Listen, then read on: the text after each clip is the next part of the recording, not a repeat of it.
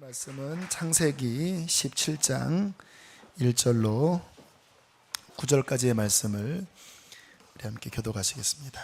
아브라함이 99세 때에 여호와께서 아브라함에게 나타나서 그에게 이르시되 나는 전능한 하나님이라 너는 내 앞에서 행하여 완전하라.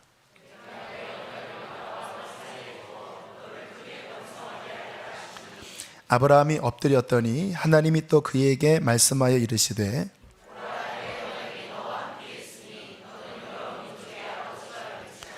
이제 후로는 내 이름을 아브라함이라 하지 아니하고 아브라함이라 하리니 이는 내가 너를 여러 민족의 아버지가 되게 함이니라.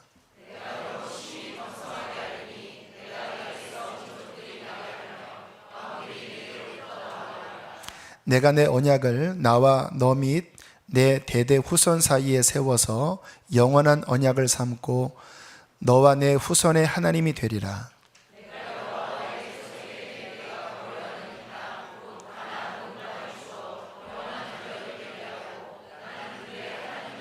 함께 읽습니다.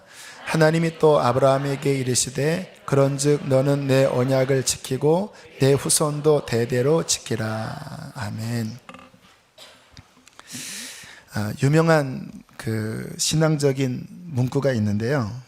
그 시간에 대한, 하나님의 시간에 대한 문구입니다. 하나님은 너무 이르지도 않고 너무 늦지도 않게 적당하게 찾아오신다. 우리가 신앙생활을 하면서 하나님의 어떠한 때에 대한 중요한 이해를 가르치는 문구예요. 그러나 그렇지만 막상 당사자들은요 굉장히 힘듭니다.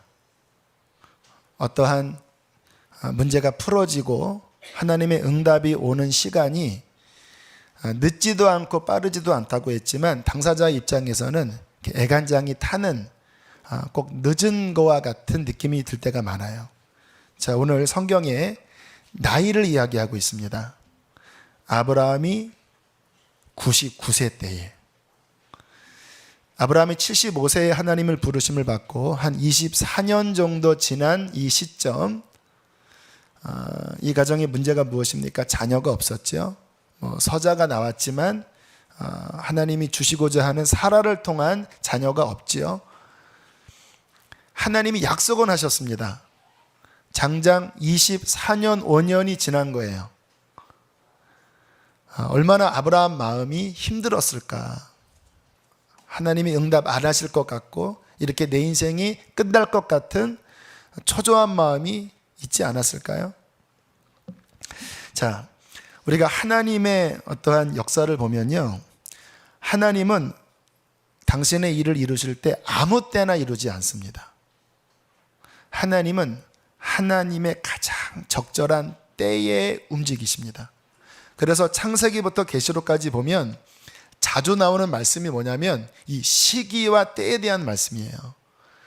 예수님도 그가 탄생하실 때 때가 참에라고 말씀합니다. 때가 참에 마리아에게서 예수 그리스도가 나오시고, 그리고 주님의 그 일생을 보면 자주 하셨던 말씀이 아직 내가 이 일을 할 때가 아니다, 또는 이제 때가 찼다, 십자가 지겠다. 그러니까 하나님 예수 그리스도조차도 그냥 본인이 하고 싶은 대로 하시는 게 아니라 적절한 하나님의 타이밍, 그 때에 맞추어서 그분의 스케줄을 움직이셨다라는 거예요.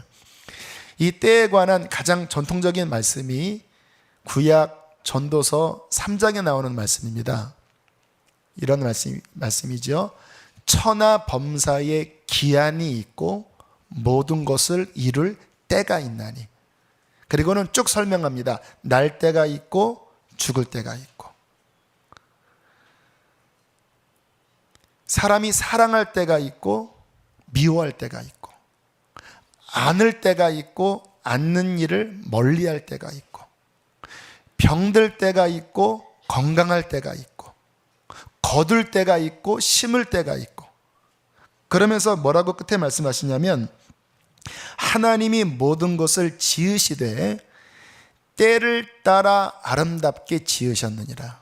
무슨 말이냐면 하나님의 창조의 섭리는 때에 맞게 아름답게 되도록, 봄에는 봄에 맞는 꽃과 이 나무들이 움직여야 되고요, 가을에는 가을에 맞는 열매가 맺혀지고, 겨울에는 또 잎이 떨어지는 겨울에 맞는 시간, 그 때에 맞게 모든 것이 아름답도록 창조하셨다고 말씀을 하시는 거예요. 그렇기 때문에 우리가 신앙생활을 할 때, 우리의 신앙생활은 예수님이 우리를 이끄시는 거잖아요. 그래서요, 주님은 우리를 이끄실 때도 때에 맞게 움직이십니다. 그래서 어느 때는 너무 답답할 때도 있고 뭐가 안 풀릴 때도 있는데, 그때는 아직 하나님이 안 열어주실 때예요. 그때 낙심하지 말아야 합니다. 조급해하지도 말아야 돼요. 인간이 이때 조급해서 인간의 방법 취하다가 16장에 이스마엘 사건이 나오는 거예요. 우리의 신앙은 무엇입니까? 하나님께서 우리를 이끄실 것을 믿고 주님을 바라보면서 기다릴 땐 기다리고 해야 될 땐 하면서 주님의 때를 분별하며 나가는 것이 우리의 신앙생활이에요. 지난 주간에 저희 교회 아닌 다른 분과 좀 상담을 나누게 되었는데 그런 이야기를 하시더라고요. 굉장히 이렇게 달란트가 많은 분입니다. 활동적이고 또 능력이 많고, 그런데 지금 본인이 어떤 리더십 아래에 있으면서 본인 안에 일어나는 많은 열정, 또 아이디어, 이런 생각들을 잘 펼칠 수가 없다라는 거예요. 그래서 저한테 어떻게 하면 좋겠냐고, 이것도 해보고 싶고 저것도 해보고 싶은데 할 상황은 아니고, 제가 그분 이야기를 들으면서 이렇게 대답을 해드렸습니다. 당신은 지금의 때가 권위 아래 순종을 배울 때입니다. 지금 하나님이 당신을 꽁꽁 묶어놓고 계신 것은 하나님께서 당신을 그렇게 권위 아래 힘들지만 그렇게 눌린 가운데 순종을 배우도록 하나님이 이 시간을 마련해 두신 것입니다. 이렇게 또 제가 위로해 드렸어요. 때가 되면 당신 안에 있는 그 열정들, 또 은사들, 또 여러 재능들이 때가 되면 당신이 생각하는 것 이상으로 확장되고 성공하고 그렇게 앞으로 나갈 거예요. 아마 그때가 되면 두려울 정도로 당신은 성공하게 될 것입니다. 그러나 지금은 당신은 권위 아래 순종을 배워야 할 때입니다. 성경에 뭐라고 말씀하십니까? 하나님의 능하신 손 아래 겸손하라, 때가 되면 너희를 높이겠다고 말씀하시잖아요.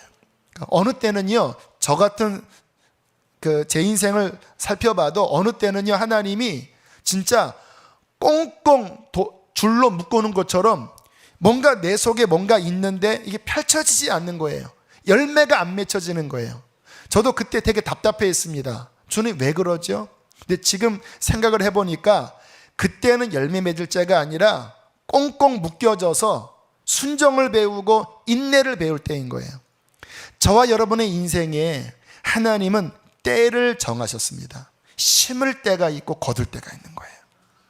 지금 여러분의 때가 어느 때인지 주님 안에서 잘 분별하고 너무 조급해하지 말고 서두르지 말고 주님의 그 때에 맞게끔 한 걸음 한 걸음 나아가는 게, 그게 참 귀한 신앙이지요. 여러분, 한번 우리가 이 부분을 좀 더 생각을 해볼 때 우리는 형통한 것만 축복이라고 생각해요. 예를 들어서 아브라함이 아이를 낳았다. 그러면 아이를 낳은 것만 축복이라고 생각해요. 여러분, 형통한 것만 축복 아니에요. 하나님이 어느 때는 아이를 주지 않고 기다리라고 하실 때 그때 주님 바라보면서 인내하는 것, 어떻게 보면 그것이 더 큰 축복입니다. 네, 믿음이니까. 자, 이제 때가 되어서 하나님께서 아브라함에게 찾아오셨습니다. 오늘 성경에 보니까 1절에 아브라함이 99세 때에 여호와께서 아브라함에게 나타나셨다라고 말씀합니다. 자, 우리가 이 부분을 좀 영적으로 정리를 하면요, 그러면 하나님이 아브라함과 그동안 함께하지 않은 걸까요? 아닙니다. 함께 하셨습니다. 그런데 지금 나타나셨다고 하는 의미는 무엇일까요? 저 멀리 계시다가 그때 갑자기 방문하신 것일까요? 그런 의미가 아닙니다. 함께 하셨어요. 그런데 제 경험을 보면, 또 성경을 보면요, 어느 중요하고 특별한 시기에 늘 함께 하셨지만 이러한 역사를 통하여 하나님의 어떠한 사인을 주실 때가 있어요. 그래서 저 같은 경우 중요한 인생의 분기점에 보면 특별한 은혜를 주십니다. 어느 때는 환상을 보여주시기도 해요. 항상 있지는 않아요. 중요한 순간에. 어느 때는 성령의 말할 수 없는 감동으로 뭔가 하나님이 뚜렷하게 말씀하세요. 인생의 중요한 시간에. 그러한 시간이 있고 나면 항상 뭐가 풀려나가요. 그전에는 아무리 두드려도 안 눌렸는데 하나님, 전능하신 하나님이 임재하셔서 뭔가를 풀어주시면 쉽게 풀려져 나가더라고요. 그러나 그 전에는 안 풀려요.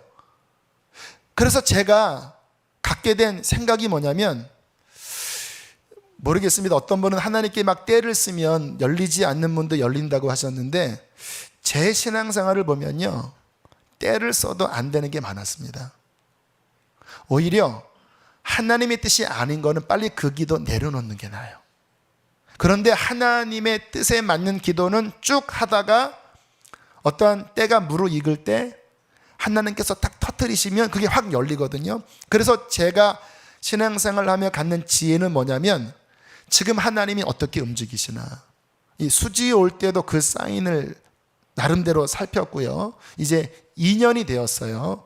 그래서 이제 재계약을 돌아오는 화요일 날 이 건물주와 해야 되는데, 근데 그냥 평범하게 생각하면 실은 옮겨야 됩니다. 자리가 없어요. 2부 때도 자리가 없는데 이 추세로 가면 뭐 한 2-3달 못 버티는 상황이에요.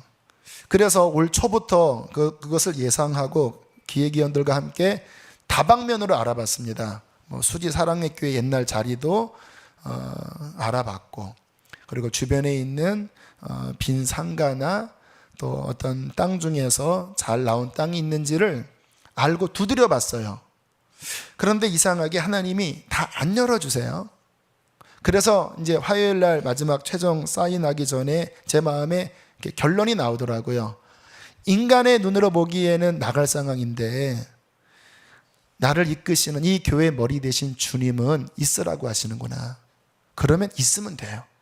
고민할 거 없습니다. 다만 이제 어떻게 있냐, 이제 일부 예배 들으라고 말씀드리는 거예요.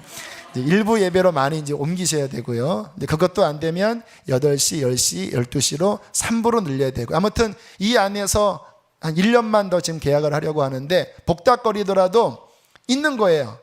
그러다가 내년에 만약에 하나님께서 움직이신다고 하면 조짐들을 보이실 거예요. 여러 가지로. 그러면 간단합니다. 그 조짐 보면서 하나님의 이끄심을 따라가면 우리의 목자는 예수 그리스도이십니다. 우리 인생의 주관자는 내가 아니에요.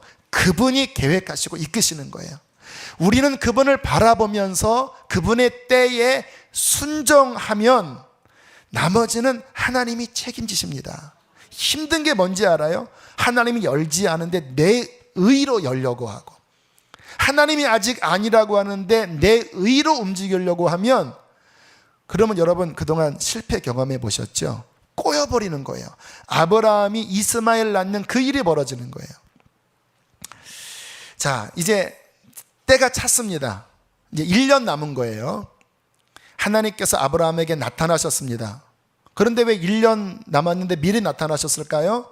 뭔가 중요한 메시지를 주기 위해서 미리 나타나셨습니다. 오늘 그 메시지를 잘 살펴보기를 원하는데요. 자, 먼저 2절부터 좀 보면요, 우리 2절 말씀 함께 읽어보겠습니다. 시작. 내가 내 언약을 나와 너 사이에 두어 너를 크게 번성하게 하리라 하시니, 4절 읽겠습니다. 보라, 내 언약이 너와 함께 있으니 너는 여러 민족의 아버지가 될지라. 무슨 이야기 하냐면, 너한테는 엄청난 나의 약속이 주어져 있다, 그 말이에요. 하나님이 약속하시면 지키시는 분이잖아요. 그런데 아브라함에게 하신 약속은 이게 작은 약속이 아닙니다. 정리하면 뭐냐면 너에게 엄청난 민족이 나오게 하겠다. 두 번째, 이 땅 가나안 땅을 너희 후손에게 주겠다. 종합하면 한마디입니다. 따라하겠습니다. 나는 너와 내 후손의 하나님이 되어주겠다. 이게 핵심입니다. 뭐 땅 주고 인구 늘어나고 하는 게 핵심이 아니고 내가 너와 네 후손의 하나님이 되어 나의 놀라운 뜻을 이룰 것이다. 너는 열국의 아비가 될 것이다. 내 후손이 나의 백성이 되어 나의 뜻을 이루는 민족이 될 것이다. 이 언약이 너한테 있는 거야 라고 말씀을 하시면서 하나의 조건을 둬요. 그것이 바로 1절입니다. 우리 1절을 함께 읽겠습니다. 시작. 아브라함이 99세 때에 여호와께서 아브라함에게 나타나서 그에게 이르시되 나는 전능한 하나님이라 너는 내 앞에서 행하여 완전하라. 너무나 중요한 말씀이에요. 신앙생활의 가장 핵심 메시지예요. 하나님께서 아브라함과 그의 후손에게 엄청난 계획을 갖고 언약의 보증수표를 주셨지만 그것을 네가 받아내려면 너는 내 앞에서 행하여 내 말에 순종해야 한다. 내 말에 순종해야 한다. 내 앞에 부끄러움이 없어야 한다. 회개할 것 회개해야 한다. 여러분, 하나님의 뜻이 우리에게 이루어지는 중요한 발판은요, 우리의 순종입니다. 순종이 우리의 삶에 너무나 큰 축복의 문이에요. 제가 아는 어떤 분이 경제적으로 어렵습니다. 그런데 이분을 위해서 기도하는 분이 계셔요. 두 분 다 제가 아는 분이에요. 어느 날 이 경제적으로 어려운 분을 위해서 기도하는 이분에게 돈이 생겼습니다. 근데 마음에 이 가정에게 주어라라고 하는 감동을 받았어요. 그래서 교회 좀 잘 나가라고, 교회를 잘 못 나갔거든요. 그리고 뭐라고 기도했냐면, 하나님, 이 돈을 내가 주려고 하는데 이번 주일날 예배를 드리면 하나님의 뜻이라고 알겠습니다. 가겠다고 약속을 했거든요. 그리고는 월요일날 전화를 해봤더니 응답을 하기를 바빠서 힘든 일이 있어서 실은 못 갔어요. 그렇게 대답을 했대요. 그랬더니 이분이 너무나 안타까워 하시면서 이야기는 하지 않았지만 그런 이야기를 하셨대요. 하나님이 복을 주고 싶어도 그릇이 안 된다라는 거예요. 자그마한, 물론 이분이 주려고 하는 금액은 많은 금액은 아니었습니다. 그러나 기도하면서 순종하면 이것을 주고 싶은 거였어요. 그것은 곧 무슨 하나님의 마음이었냐면 이분이 순종하면 그 삶을 풀어주려는 하나님의 약속이 있는 거예요. 그런데 주고 싶어도 그릇이 안 되면, 순종이 안 되면 어떻게 주겠냐 이 말이에요. 저는 그분의 그 탄식 어린 말이 저와 우리 성도를 향한 하나님의 마음이겠다라는 생각이 드는 거예요. 주님께서 뭔가 주기를 원하세요. 그런데 오늘 아브라함에게 말씀하신 것처럼 너는 내 앞에서 행해야 한다. 부끄러움이 없이 행해야 한다. 나의 말에 순종해야 한다. 그러면 나의 언약이 네 것이 될 것이다. 그 다음 말씀도 한번 보세요. 7절. 자, 후손에 대한 약속도 이어서 하십니다. 7절 읽겠습니다. 시작. 내가 내 언약을 나와 너 및 내 대대 후손 사이에 세워서 영원한 언약을 삼고 너와 내 후손의 하나님이 되리라. 9절 시작. 하나님이 또 아브라함에게 이르시되 그런즉 너는 내 언약을 지키고 내 후손도 대대로 지키라. 내 후손의 하나님이 되겠다. 그런즉 너와 내 후손은 대대로 내 언약에 순종해야 한다. 여러분, 신앙생활의 핵심은 순종이에요. 우리의 믿음이 진짜라는 것을 어떻게 증명합니까? 순종하고 있으면 진짜 믿음이에요. 순종이 하늘의 축복의 문을 여는 열쇠입니다. 그래서 신명기 28장에 그 유명한 복과 저주의 말씀이 있는데요, 아마 많이들 보셨죠? 제가 간단하게 읽어드릴게요. 내가 내 하나님 여호와의 말씀을 삼가 듣고 내가 오늘 내게 명령하는 그의 모든 명령을 지켜 행하면 내 하나님 여호와께서 너를 세계 모든 민족 위에 뛰어나게 하실 것이라. 내가 내 하나님의 여호와의 말씀을 청종하면 이 모든 복이 내게 임하여 내게 이르르니 들어가도 복을 받고 나가도 복을 받고 내 떡방죽 그릇이 복을 받고 내 짐승의 우양까지 복을 받는다. 그렇게 쭉 순종과 복을 말씀하시면서 20절에 이렇게 이야기를 하세요. 그러나 내가 악을 행하여 하나님을 잊음으로 내 손으로 하는 모든 일에 여호와께서 저주와 혼란과 책망을 내리사 망하게 하며 속히 파멸하게 하실 것이며, 그러면서 엄청 길게 불순종할 때 그 하나님의 백성에게 어떠한 재앙이 임하는지를 무시무시하게 말씀하세요. 그 증거가 실은 이스라엘의 역사였습니다. 얼마나 어려움을 겪었습니까?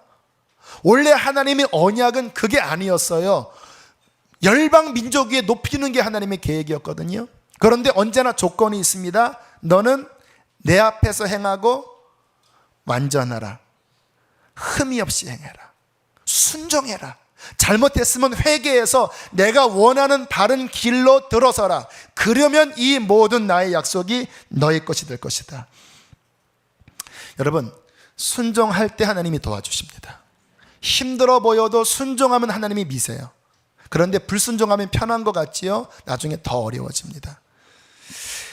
이삭 목사님이라고 하는 북한 사역하는 목사님이 계시는데, 그 북한 사역하시면서 겪은 일을 이제 칼럼으로 이렇게 많이 내셨어요. 그 칼럼 중에 하나가 지난번 우리 청소년국에서 청소년부에서 그 음료 판매할 때 요 계단에 그 붙인 종이 하나가 있고요. 신기하게 지난 금요일인가 교회 권사님 한 분이 카톡으로 똑같은 내용을 저에게 보내오셨는데, 제가 굉장히 인상적으로 그 벽에 있는 것들을 봤어요. 그 내용을 잠깐 소개해 드릴게요. 이제 여러 북한에 있는 지하교회 성도들을 탈북시켜서 이렇게 이제 빼내 오시는 그 목사님 사역이 이상 목사님 사역이신데, 어느 날 79세 된 병색이 완연한 북한의 성도 할아버지를 만나게 되었다고 그래요. 이상 목사님이 여쭤봤다고 합니다. 왜 나오려고 하세요? 그랬더니 할아버지 대답하시기를 찬송 한번 실컷 부르고 싶어서 그러시더래요. 그러니까 이분은 남북이 나뉘어지기 전에 이미 북한에서 주일학교 교사도 하고 신앙을 지켰던 분이세요. 근데 공산화가 되니까 아마 지하교회에서 숨죽여가면서 신앙을 지켜오신 분이었습니다. 좀 남한에 내려가서 원 없이 찬송을 불러보려는 게 탈북의 이유였습니다. 그랬더니 이상 목사님이 이제 어떻게 이번을 빼와야 되나, 이미 이제 돈은 준비되어 있고 여러 루트를 이제 쫙 생각을 하고 계시는데, 갑자기 할아버지가 하시는 말씀이 이렇게 이야기를 하시더래요. 그래도 결정하기 전에 하나님께 한번 물어봐야 되지 않겠소? 그러더니 울타리 밖에 나가더니 한 10분간 기도를 하시더래요. 그리고 다시 들어보시더니 하시는 말씀이 이렇게 이야기를 하시더래요. 내가 하나님께 물었소이다. 저 미국에서 온 이 목사가 우리를 돕겠다고 하는데 하나님 따라갈까요? 그런데 하나님이 이렇게 대답을 하셨대요. 내가 능력이 없어서 너희를 북조선에 남겨두는지 아느냐? 내가 능력이 없어서 북조선에 남겨두는 줄 아느냐? 그러더니 어깨를 들썩거리면서 흐느껴 우시더래요. 그리고는 하시는 말씀이, 목사님, 매 맞는 것도 하나님의 뜻이랍니다. 굶는 것도 하나님의 목적이랍니다. 혹시 기회가 주어지면 남조선에 가서 찬송이라도 실컷 부르려고 했는데 이 땅에 남는 것도 하나님의 뜻이라니. 그러더니 서로 한참을 우셨대요. 그리고 헤어지면서 천국에서 만나자오 하고는 헤어지신 거예요. 얼마 시간이 지나서 다시 이상 목사님이 이제 그쪽에 가셔서 확인을 해보니까 하시는 말씀이 얼마 지나지 않아서 수용소에 끌려가서 순교당하셨다고 하더라고요. 여러분, 한편으로는 좀 황당하지요. 여러분, 세상에 그런 생각이 들어요. 그래요, 나와서 편안하게 신앙생활이 본인에겐 좋을 수 있어요. 그러나 한편으로는 하나님께서 지금 북한에 보이지 않지만 엄청난 하나님의 일을 그 안에서 이루고 계시거든요. 그런데 하나님 뜻은 능력이 부족해서 못 나오는 게 아니라 그 북한 땅 안에서 피 흘려 순교당할지라도 인내하고 견뎌내는 능력을 주셔서 순종하게 하시는 게 하나님의 뜻인 거예요. 그런 응답이겠죠. 그리고 또 하나, 그렇게 해서 아마 곧 얼마 지나지 않아 순교당하셨으니까 나만의 이 자유의 땅에서 실컷 찬양을 부르는 게 본인의 소원이었지만 하나님의 뜻은 그곳에서 죽으셔서 저 영원한 천국에서 순교의 면류관을 쓰고 하나님의 보좌를 대면하며 직접 영원히 찬양하는 게 더 큰 축복 아니겠습니까? 이 할아버지는 순종하신 거예요. 죽을지라도 순종하신 거예요. 여러분, 신앙생활은요, 순종입니다. 힘들고 어렵더라도 순종하는 거예요. 지난 수요일 날 마가의 다락방 집회에 수요일 날 말씀을 이제 전하고 왔는데 좀 이렇게 몸이 무리가 됐나 봐요. 갔다 온 다음 목요일부터 몸이 계속 가라앉는 거예요. 목도 막 쉬고 몸살기도 막 찾아오고 컨디션이 영 막 이렇게 흔들리면서 계속 어저께까지 힘들더라고요. 이제 가끔 집회 요청이 들어오면 되게 저는 부담스럽습니다. 이렇게 나가는 게.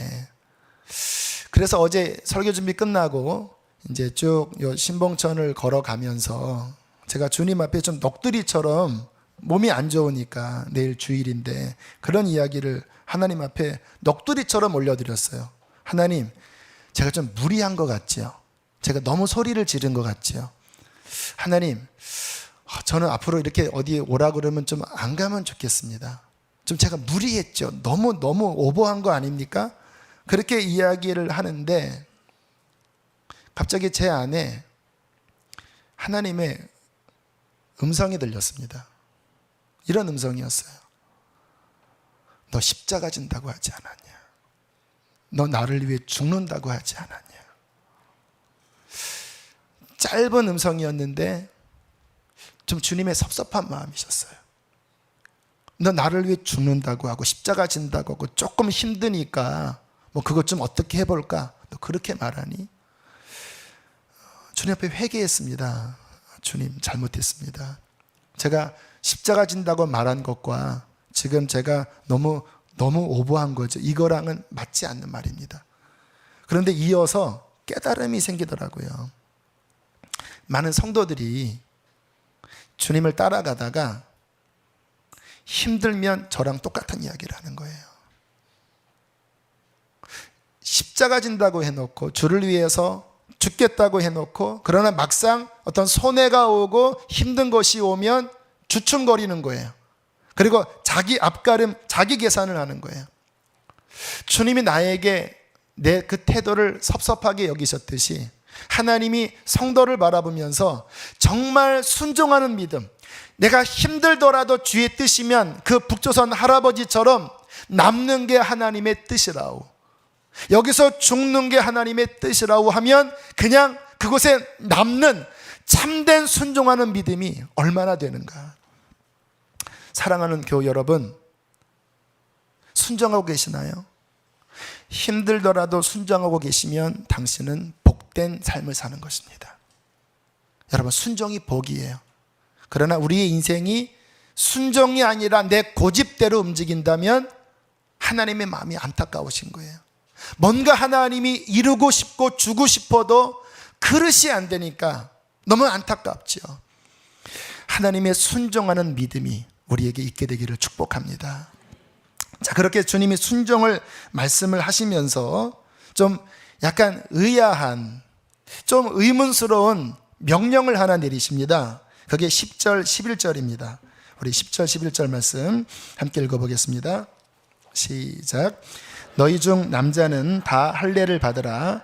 이것이 나와 너희와 너희 후손 사이에 지킬 내 언약이니라. 너희는 포피를 베어라. 이것이 나와 너희 사이에 언약의 표징이니라. 자, 너랑 나랑 언약 맺었다.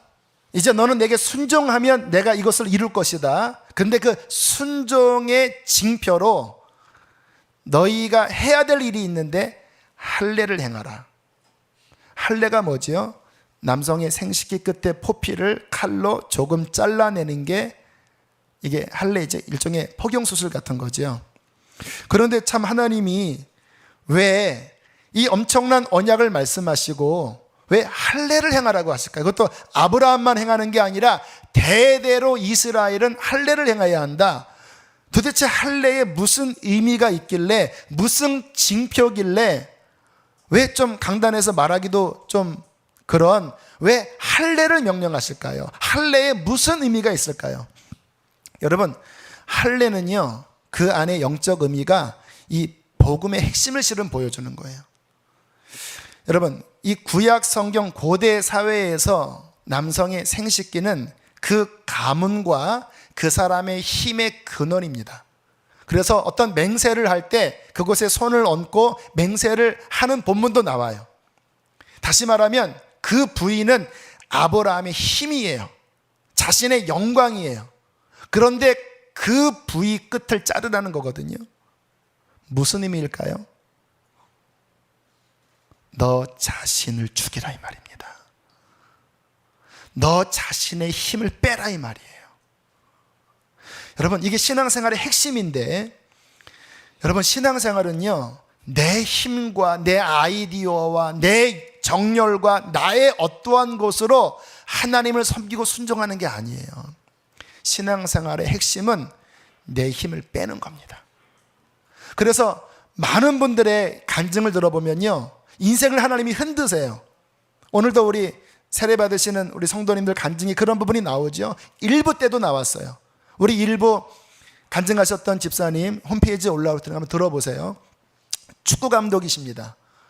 그런데 몸에 암이 와서 인생에 큰 위기가 찾아오셨어요.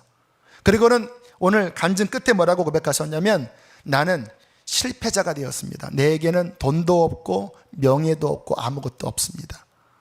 하나님이 우리의 힘을 빼세요. 오늘 왜 하나님께서 아브라함에게 99세에 나타나셨을까요? 그 전에도 충분히 나타날 수 있는 능력이 하나님께 있습니다. 전능하다고 하셨잖아요. 그런데 왜 90세, 100세에 나타나실까요? 하나님의 계획이 있는 거예요. 힘 빼라 이 말이에요. 힘 빼라.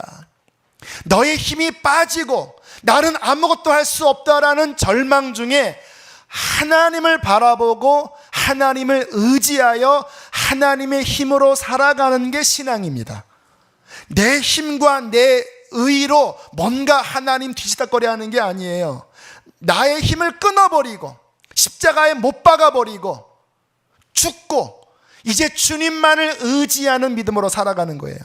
여러분, 이 원리는 일반 세계에도 있어요. 여러분, 운동을 배울 때 어떤 운동을 배우려면 힘 빼셔야 합니다. 수영 배울 때 힘 주면 수영 못해. 힘 빼셔야 돼요. 하물며 김치를 담그더라도, 제가 결혼하고 얼마 지나서 아내와 함께 김치를 담가봤습니다. 근데 이제 어떻게 담글지 모르니까 열심히 소금을 뿌렸는데 소금을 덜 뿌렸나 봐요. 김치를 다 담그고 열어보니까 배추가 시퍼렇게 살아있는 거예요. 이게 숨이 죽어져야 되잖아요. 이해하시나요? 김치를 담궈본 사람만 이해합니다. 김치를 소금을 쭉 절여서 흐물흐물 해줘야지 이게 간이 들어가고 먹거든요. 근데 이게 안 죽은 거예요. 얘가 퍼렇게 살아갖고 막 먹으면 막 쩍 벌러지고 날 건들지 말라 하는데 결국 걔 버렸습니다. 못 먹고. 왜 버렸을까요? 안 죽어서. 죽어야 돼요. 여러분, 성도들이 주님을 섬기다가 어려움을 겪는 이들이 많이 있어요. 여러 이유가 있겠지만 많은 경우가 하나님이 그 사람의 힘을 빼게 하려고 실패케 하시는 경우가 거의 90%입니다. 고린도 후서에 보면 사도 바울에게 있었던 극심한 어려움을 본인이 토로하고 있어요. 제가 읽어볼게요. 형제들아, 우리가 아시아에서 당한 환난을 너희가 모르기를 원하지 아니하노니 힘에 겹도록 심한 고난을 당하여 살 소망까지 끊어지고 우리는 우리 자신이 사형 선고를 받은 줄 알았다. 끝났다. 힘에 겹도록 심한 고생을 해서 이제 우리는 살 수 없다. 아, 사형 선고다. 이렇게 결론 지을 지경까지 갔다라는 거예요. 그런데 그 뒤에 그 상황을 이렇게 해석을 합니다. 이는 우리로 자기를 의지하지 않고 오직 죽은 자를 다시 살리시는 하나님만 의지하게 하려 하십니다. 우리 따라할까요? 이는 우리로 자기를 의지하지 말고 오직 죽은 자를 다시 살리시는 하나님만 의지하게 하십니다.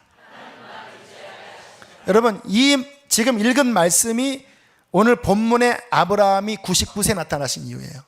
너 자신 의지하지 말고, 왜 고난 주었는지 아느냐? 왜 응답 안 했는지 아느냐? 왜 100세에 나타나는 줄 아느냐? 일찍 나타났으면 너는 네 힘 의지했을 것이다. 네 힘으로 살아가려고 했을 것이다. 자기 자신을 그 고난을 통하여 완전 사가서, 완전 숨이 빠져서 더 이상 나는 아니고 이제 나는 하나님만 의지합니다.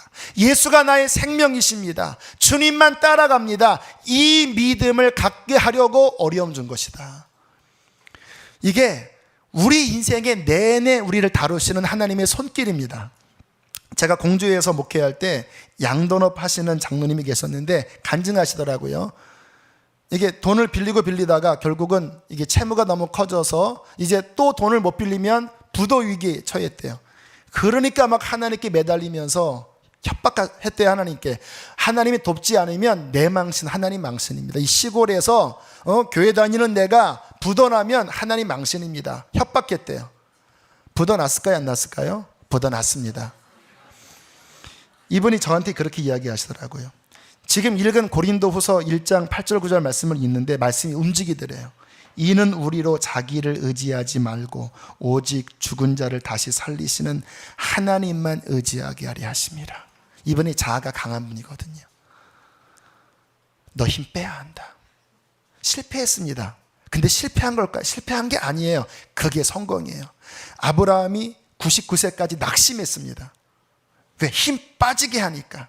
그게 실패였을까요? 실패 아닙니다. 그게 성공이에요. 자기 힘이 다 빠지고 이제 하나님이 그 안에서 시작할 때 하나님의 놀라운 일이 일어나는 것, 이게 신앙인 거예요. 여러분, 어떻게 보면 이렇게 길게 갈 것도 없이 여러분이 지금부터 정말 내 모든 것들을 내려놓고 하나님만 의지하는 신앙 되면 이러한 과정들이 저는 줄 수도 있다고 생각합니다. 신앙은 무엇입니까? 갈라디아서 2장 20절이 이 할례의 신약 적용입니다. 잘 아시죠? 내가 그리스도와 함께 십자가에 못 박혔나니, 이게 할례예요. 내 힘의 근원 포피를 베어라.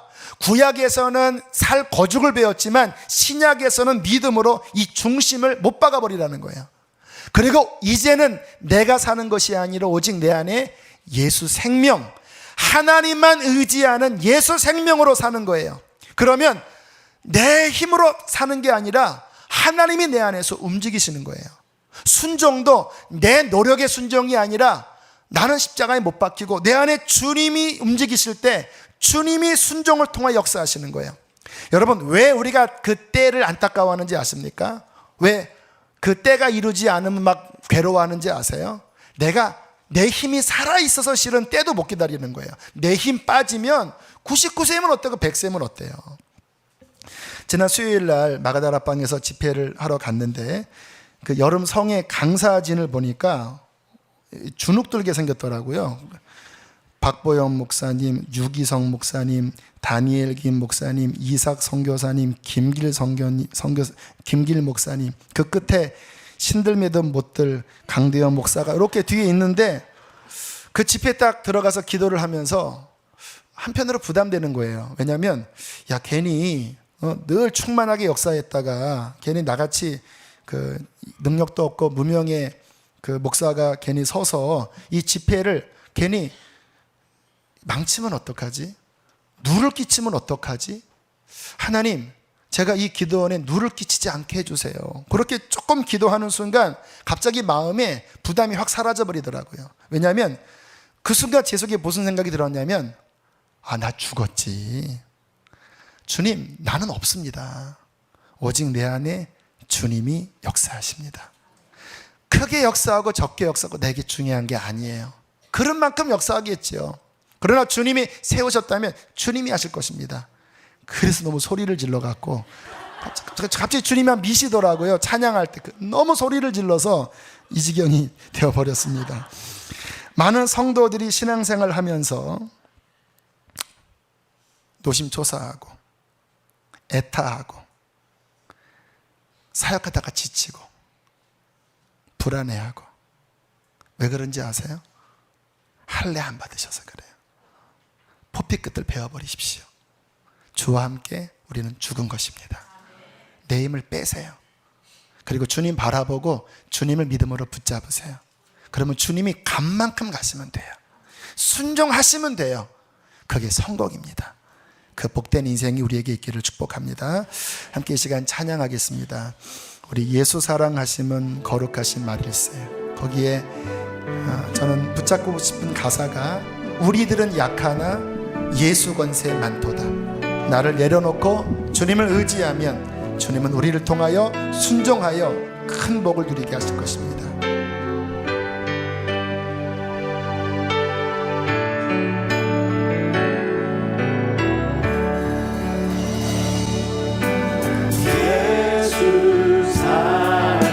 우리를 사랑하시는 하나님이 우리와 함께 하십니다.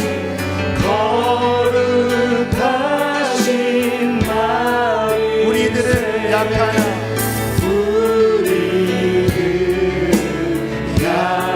예수 권세 많도다. 예수 권세 많도다. 날 사랑하신 날 사랑하신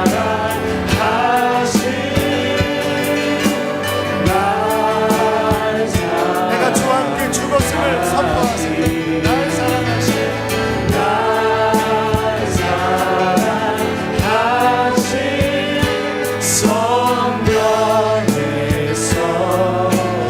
내가 연약할수록 힘이 빠지면 하나님이 더욱 귀히 여기십니다. 높은 보좌 위에서 낮은 나를 보시네. 낮은 나를 보시네.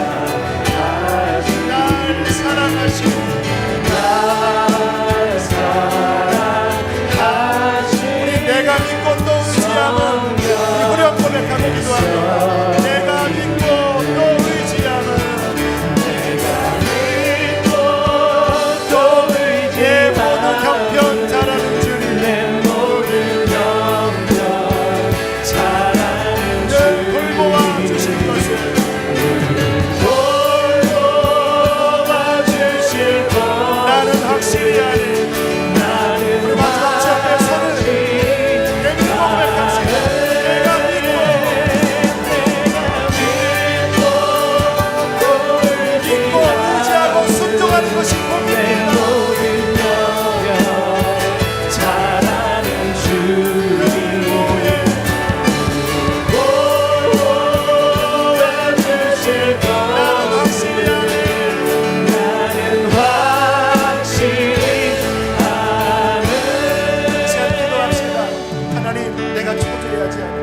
낙심하지 않게 하시고 오직 나는 죽고 내 안에 예수님만을 바라보고 의지함으로 순종하며 주의 때를 기다리게 하여 주옵소서. 내 안에 참된 믿음을 허락하여 주옵소서. 기도하시겠습니다. 할렐루야 할렐루야 할렐루야. 살아계신 하나님 아버지, 주님의 때를 기다리고 나의 때가 완전하신 하나님의 때를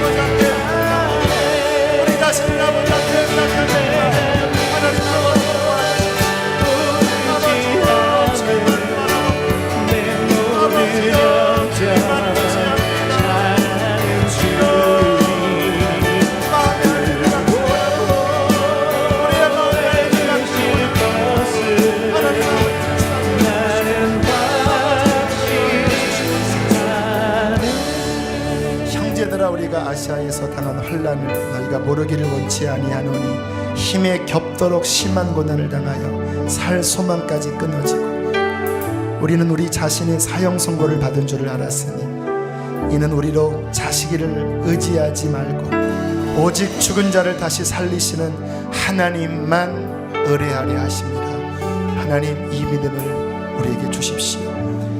이것을 위하여 하나님 우리를 연단하시고 기다리게 하시고 자신을 다 내려놓고 주님만을 바라보는 참된 믿음으로 이끄시는 하나님께 감사를 드립니다. 하나님, 나는 주와 함께 죽었습니다. 내 안에 예수 생명 거하십니다. 내 고집으로, 내 의로, 내 인간의 열심으로 하려다가 상하고 곤고하고 지친 영혼들이 있습니다. 하나님, 불쌍히 여겨주시고 하나님의 진리를 깨달아 알게 해주셔서 힘을 빼게 하여 주옵소서. 아버지, 할례를 마음으로 받게 하여 주옵소서. 십자가로 나를 끝내게 하여 주옵소서. 이제는 정말로 주님만을 의뢰하여 참된 순종으로 기다리는 하나님의 백성이 되게 하여 주옵소서. 그리할 때 하나님의 평강과 하나님의 축복이 우리의 인생에 온전히 미치게 될 줄로 믿습니다. 주님, 예배하는 모든 이들의 머리 위에 이 평강과 은혜를 부어 주옵소서. 일물들의 손길 주께 올려드립니다. 우리의 재정의 영역 하나님께 속해 있습니다. 물질을 의지하지 말게 하시고 하나님만을 의뢰하게 하여 주옵소서. 하나님, 축복합니다. 이제는 우리를 죄에서 건지신 예수 그리스도의 은혜와 하늘아버지의 그 크신 사랑과 성령의 감동, 감화, 교통, 특별히 진리를 마음에 깨닫고 순종하게 하심이 오늘 이 아브라함의 말씀을 마음에 새기고 돌아가는 모든 이들에게 충만히 함께 있을지어다. 아멘.